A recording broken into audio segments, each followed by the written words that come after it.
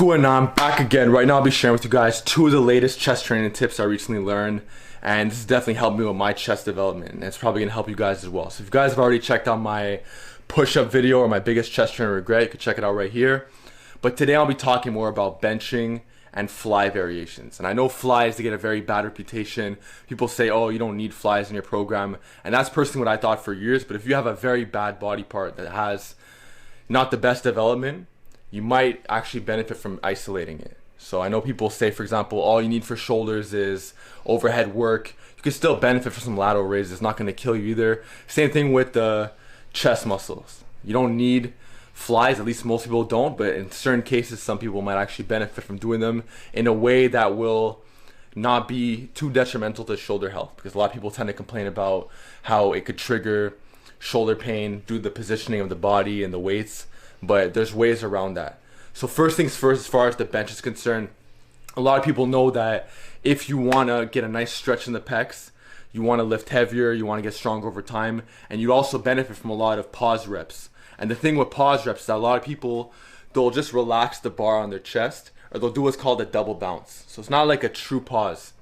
So you could get more, you could squeeze out more gains by having more of a true pause. And I look at people who talk about lifts like the Spoto press. I'm not advocating a Spoto press, although that's a different lift altogether that has some merit. I'm talking more about, like, when you do a pause on your bench, you should just touch the t-shirt. So you shouldn't relax the barbell on your chest and come back up like a pin press. So what you want to do is you just skin the t-shirt a bit. The bar should be like a fraction away from the chest, so you're not relaxing it on the chest. You're going to get a way better pump.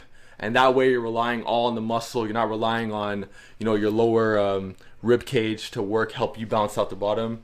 It's all the muscle working. Okay, so first thing, when it comes to the pause bench, there's a lot of different ways that people tend to do this lift. You have what's called the double touch bounce, which is where people will do a pause rep, but at the bottom they'll use the whip of the bar to basically use momentum to get it back up. Then you have the other way, which will force you to lose less weight, but you'll feel a better contraction in the pecs, and you're just really maximizing the effect of the press right there. So that's when you would just touch the shirt very slightly. You're not relaxing on your chest like you're doing like a pin press. Even though on a pin press you are very tight, you're just pausing at the chest, but you're not relaxing it there. You're not using any momentum of any sort. It's just purely the muscle working. So you see people do it like this, for instance.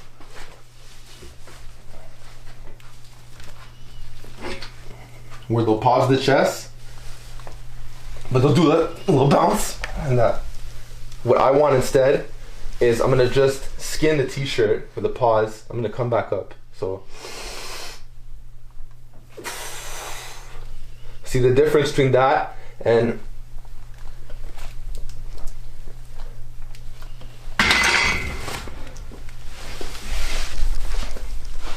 so in other words, you get a better mind-muscle connection, you get more out of less weight, you won't be able to go as heavy, but you will get bigger size in the pecs. And there's a lot of bodybuilders who actually do it in this way. Some of them don't have the amount of mobility and flexibility to get into that position, but there are also some who purposely do it the way that I'm advocating as well, because they know that it's going to give them a better chest.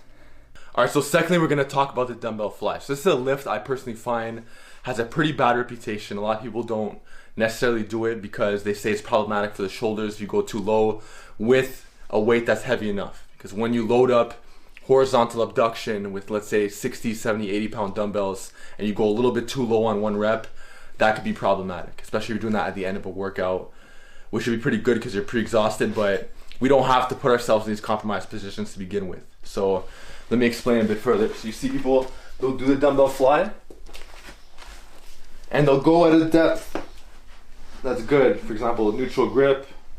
Let's say they stop right here. This is fine. But sooner or later, when you apply progressive overload and you start going a lot heavier, you might end up having a rep where you go a little bit too low. So this might turn into this, and you get a better stretch in the pecs, but your shoulders might get some of the consequences. So a nice way around that, super simple, is by creating what's called restrictions. And the best way to create restrictions is by doing a floor fly. So this way you get consistent range of motion each time. Your elbows are never going to dip too low because the floor is gonna stop them. So grab the dumbbells like this, right? And the knees are above the hips too. And from here, you wanna just tap the floor with the elbows. So I'm not dumping my elbows down, not relaxing them. Very slight touch. I feel a great stretch in the pecs. I'm gonna squeeze the pecs up. Some people stop here. Some people actually make them touch. It's not the end of the world. I like to stop them here. Inhale. Keep in mind, this is not a neutral grip dumbbell floor press, so I don't want to see. That's a different lift altogether, but that's still a great lift. On a side note, but if we're talking about an actual fly, you want the dumbbells to be further away from your body. Slightly touch the elbows on the ground. Nice chest stretch. Come back up, squeeze the pecs. Bring it here. So, those are 2 quick tips on chest training. It's a proper pause bench where you just skin your t-shirt. You're not relying on external momentum. And then you have the dumbbell paused floor fly, which is another great lift if you happen to want to isolate your chest. So let me know what you guys think in the comment section below. How's your chest training going? How's your chest development looking? And with that being said, I'll see you guys in the next episode.